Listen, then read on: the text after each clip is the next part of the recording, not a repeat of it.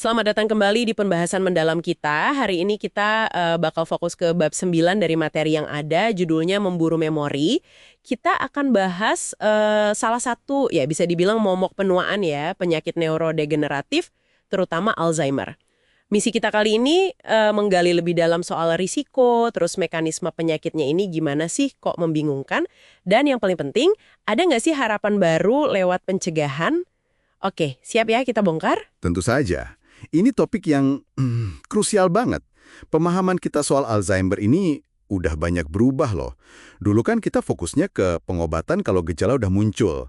Tapi ya hasilnya seringkali gitu-gitu aja, kurang memuaskan. Nah, sekarang fokusnya udah mulai geser nih ke arah pencegahan jangka panjang. Dan ini ternyata bisa dimulai jauh lebih awal dari yang kita kira. Wah, menarik banget itu pergeserannya. Nah, sumber ini kan langsung nyebut soal faktor resiko genetik yang signifikan ya. Gen ApoE4, apalagi yang varian 4. Katanya kalau punya satu atau dua kopi E4, ini risikonya bisa naik drastis gitu ya. Ada contoh kasus Stephanie itu kan, dia punya dua kopi E4, jadi cemas banget. Seberapa pasti sih resiko ini? Nah, ini nih poin penting yang perlu kita garis bawahi dari sumbernya. ApoE4 itu penanda risiko, bukan vonis mati. Ini penting banget. Kenyataannya, ada kok orang, bahkan yang umurnya udah 100 tahun lebih, punya gen E4 tapi otaknya sehat-sehat aja. Nggak ada tanda demensia. Mungkin karena ada faktor lain, kayak gen pelindung kloto itu. Atau, nah ini yang lebih bisa kita kontrol, gaya hidup. Ini nunjukin kalau Alzheimer itu ya kompleks, bukan takdir genetik semata. Oh gitu, agak lega dengarnya.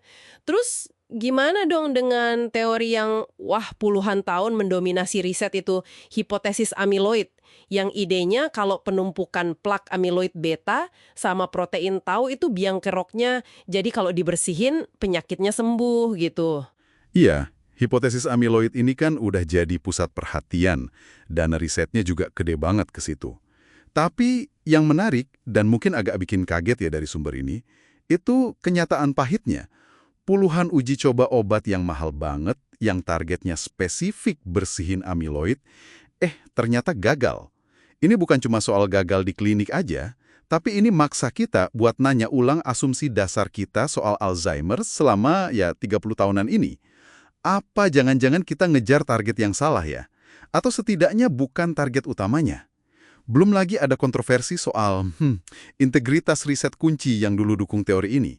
Makin ragu jadinya. Akan masalahnya, terus kita cari kemana lagi dong? Sumber ini kan nunjuk ke faktor lain juga ya. Salah satunya kesehatan pembuluh darah di otak. Tepat sekali. Ada teori vaskular, kayak yang dibilang De La Torre itu, intinya penurunan aliran darah ke otak bisa karena sumbatan kecil, pembuluh darahnya nyempit, atau masalah jantung, itu bisa jadi pemicu awal kerusakan sel saraf. Kan kalau aliran darahnya nggak lancar, otak jadi kurang oksigen, kurang nutrisi penting. Nah, ini nyambungin langsung antara kesehatan jantung kita sama kesehatan otak jangka panjang. Oke, selain pembuluh darah, ada juga kaitan kuat sama metabolisme kan? Itu gimana ceritanya? Kuat banget. Sumber ini nekenin kalau kondisi kayak diabetes tipe 2 atau resistensi insulin itu bisa naikin resiko Alzheimer berkali-kali lipat. Otak kita kan butuh banget glukosa buat energi. Nah, kalau kemampuan otak buat pakai glukosa ini keganggu, atau ada masalah sama fungsi insulin di area memori kayak hipokampus, wah itu kayaknya ngerusak banget. Ini nguatin lagi ide kalau kesehatan metabolisme kita secara umum itu jadi pondasi penting buat ngelawan nggak cuma Alzheimer, tapi juga penunggang kuda penuaan yang lain. Iya ya. Mengingat obat efektifnya susah banget ditemuin ya, jadi fokus ke pencegahan kedengarannya masuk akal banget.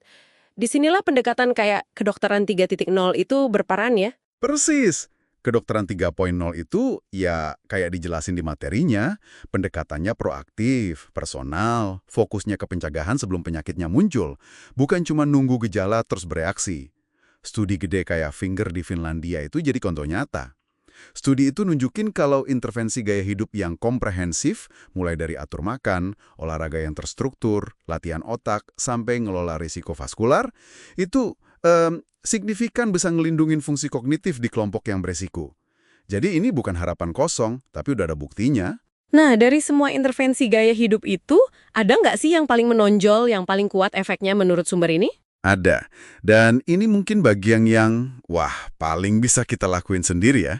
Sumber ini secara konsisten dan kuat banget nunjuk ke olahraga sebagai alat pencegahan penurunan kognitif yang paling efektif yang kita punya sekarang. Dan bukan cuma jalan santai sore ya, tapi latihan fisik yang terencana dan teratur. Wah, sebegitu kuatnya ya buktinya? Hubungan linier. Makin kuat genggamannya, makin rendah resiko demensianya. Nggak ada batas atasnya pula manfaatnya. Olahraga ini kayaknya kerjanya lewat banyak jalur. Ningkatin aliran darah ke otak, perbaiki metabolisme glukosa otak, ngurangin peradangan, bahkan mungkin bisa jaga volume otak. Tapi ya tentu ini bagian dari paket pencegahan yang lebih luas. Sumber ini juga nyebutin hal-hal yang mungkin nggak kepikiran, kayak jaga kesehatan pendengaran sama kesehatan mulut, terutama ngurangin bakteri P. gingivalis yang ternyata ada kaitannya juga sama risiko Alzheimer. Oke, jadi kesimpulannya nih, buat Anda yang lagi dengerin, Alzheimer itu rumit ya. Genetik memang ada perannya, tapi kesehatan pembuluh darah dan metabolisme kita, yang ini sangat dipengaruhi gaya hidup, itu juga penting banget. Jadi kita nggak sepenuhnya pasrah sama genetik aja. Ya, pesan utamanya itu ada optimisme tapi tetap hati-hati.